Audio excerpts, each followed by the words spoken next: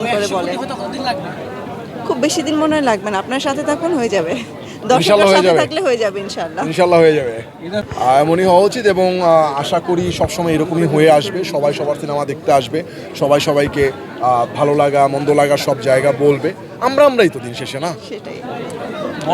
সবাইকে আবার কবে দেখা যাবে? আজকে যেরকম আপনারা জঙ্গলি দেখলেন, তার আগে দাগি দেখেছেন, বলো বরবাদ নিয়ে সবাইকে কবে দেখবেন? বরবাদ নিয়ে সরি সবাইকে নিয়ে এরকম ভাবে বলো। হ্যাঁ, বরবাদ আমরা দেখছি ইনশাআল্লাহ। আমাদের প্ল্যান হচ্ছে নেক্সট উইকে দেখার। সো আমরা আপনাদের সবাইকেই জানাবো, আপনারা খুব শীঘ্রই একটা ইনভাইটেশন পাবেন।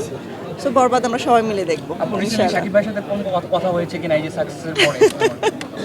কথা তো সবসময়ই হয়। হিট চলছে চারিদিকে, যে একটা হইচই, এটা নিয়ে কথা বলেছি কিনা?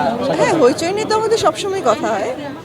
প্রতিবারই যখনই কিছু না কিছু হয়, যখন হাউসফুল যায়, মিড নাইট শো শুরু হয় সিঙ্গেল স্ক্রিনে, তখনই কথা হয়, উনি ফোন করে বলে।